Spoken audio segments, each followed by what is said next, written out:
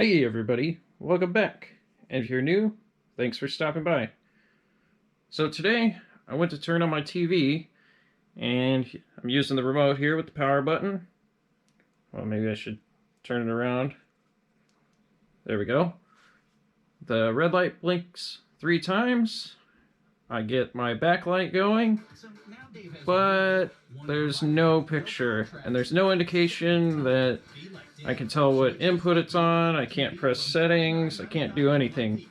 So there is sound, so I believe something's going wrong with the main board here.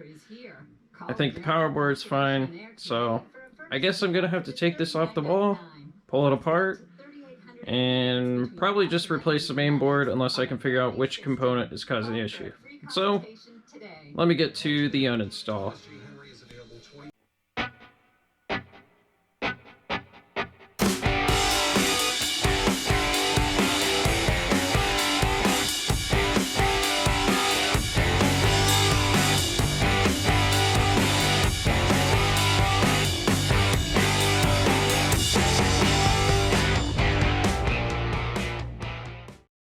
The TV is off the wall and ready to be torn down to see what is wrong. Luckily, I only smacked one of my monitors with the TV on the way down, but it should be okay.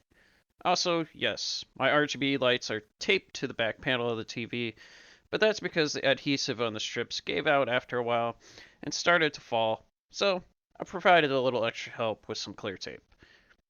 Honestly, it's held great since.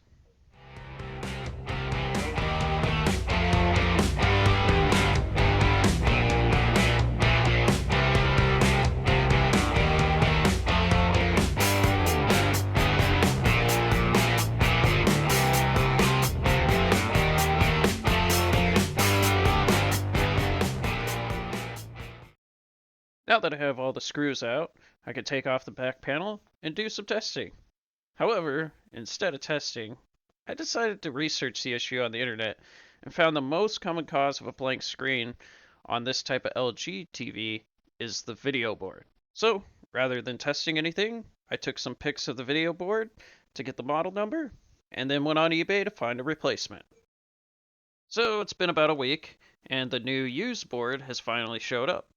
I just need to unbox it, take it out, compare it to the board on my TV, and make sure it is correct.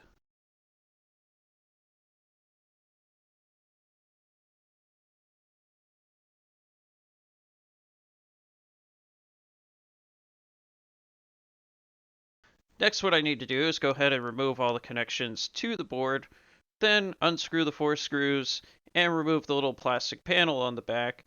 That way I can take out the old board and put in the new board.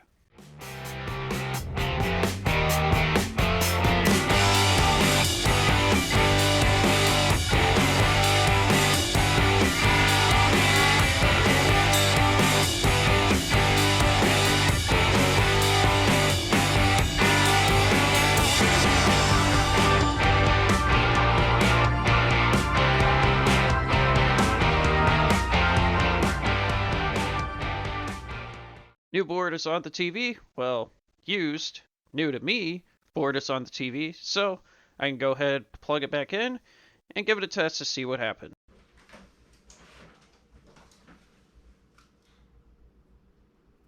So, let me turn on the TV here.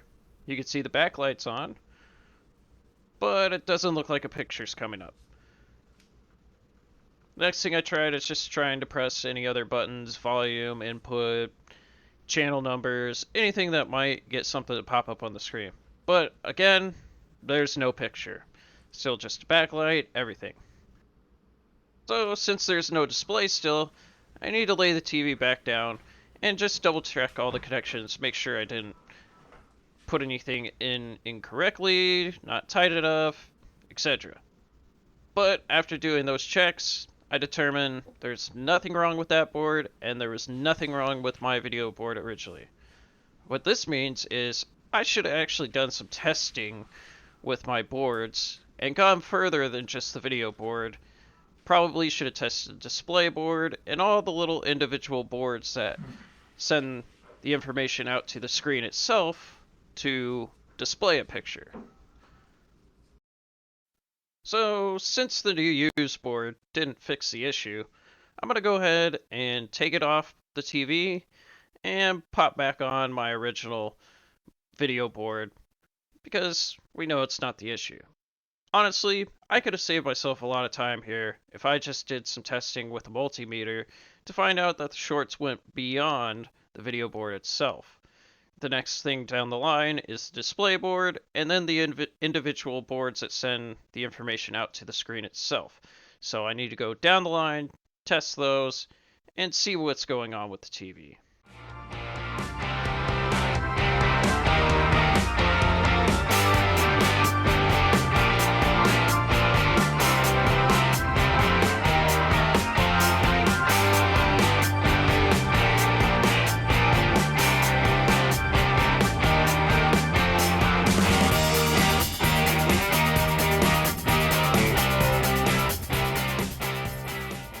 Now I have the TV all back together with my video board on, and I'm just going to plug it in and do another quick screen test, but I'll save you the time. It didn't work.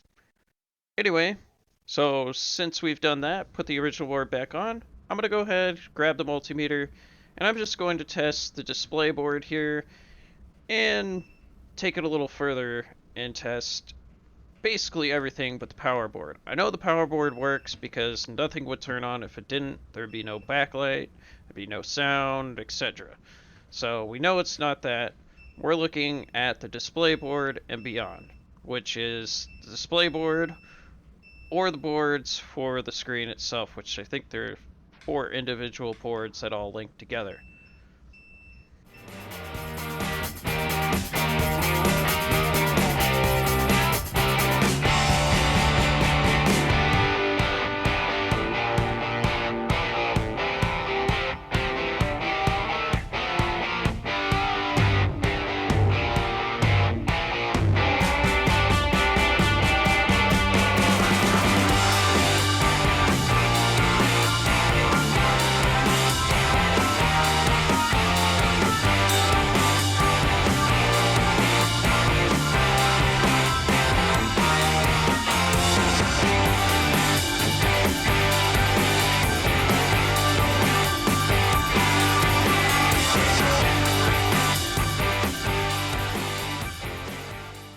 So after all that testing, I determined that none of the boards on the TV are bad, and in fact it is the display panel itself.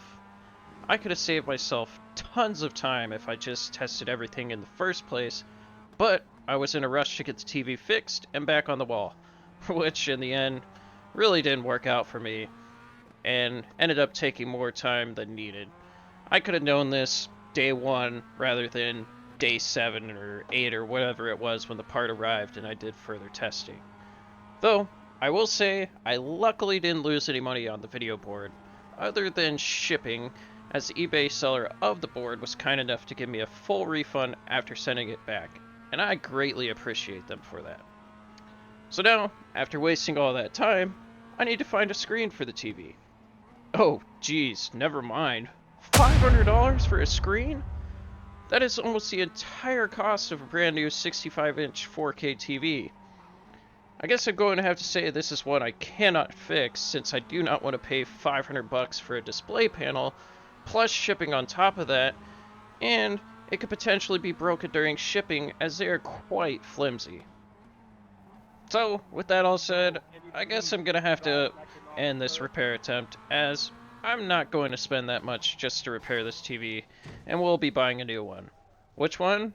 I'm not sure yet, but I will share with you once I figure that out, so stay tuned.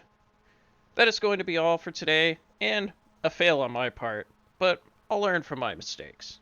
If you have any questions, comments, or concerns, you know where to leave them. Also, if you can hit that like and subscribe button, I'd greatly appreciate that as it helps me out.